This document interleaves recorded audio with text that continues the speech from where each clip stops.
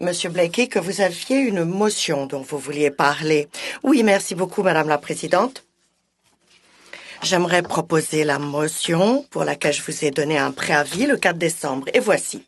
Que le comité reconnaisse les liens culturels, familiaux, politiques et économiques de longue date qui unissent le Canada et les populations de la République d'Irlande et du Royaume-Uni. Le rôle important joué par le Canada dans la négociation de l'accord du Vendredi saint et dans le suivi de la réalisation des engagements énoncés dans le traité. Que la décision du Royaume-Uni de quitter l'Union européenne pourrait porter atteinte à l'accord du Vendredi saint et à sa disposition concernant la frontière entre la République d'Irlande et le Royaume-Uni, et que le comité demande au gouvernement de veiller à ce que tout accord commercial conclu entre le Canada et le Royaume-Uni après le Brexit respecte les principes de l'accord du Vendredi saint, et que le comité fasse rapport de cette motion à la Chambre et conformément à l'article 109 du règlement, demande au gouvernement de déposer une réponse globale au rapport.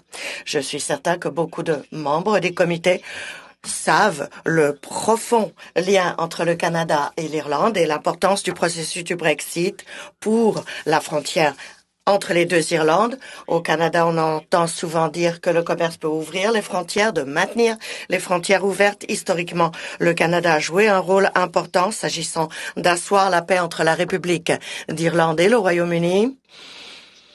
Et donc, je pense qu'il est bon de réaffirmer notre engagement en ce sens maintenant, alors que nous bouclons la négociation d'une transition avec un nouvel accord et envisageons une autre relation dans le futur, dans le contexte de cet accord.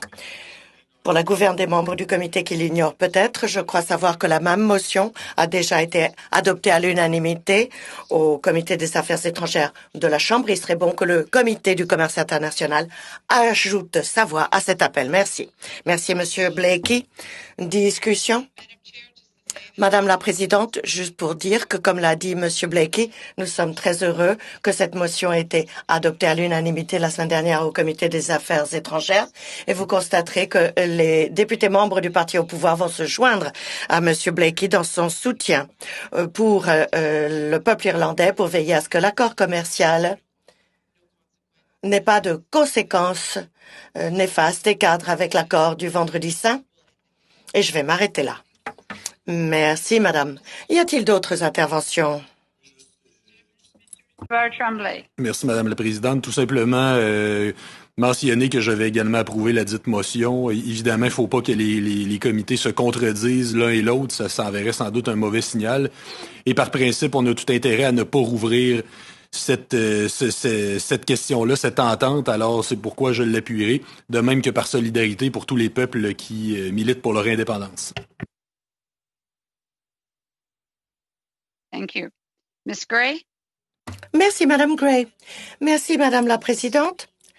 Je tiens à faire savoir au comité que l'opposition officielle appuie également cette motion et nous voterons en faveur, nous aussi. Bien. Merci beaucoup à tous. Je ne vois pas d'autres interventions. Tous ceux qui sont en faveur de la motion de Monsieur Blakey, veuillez lever la main.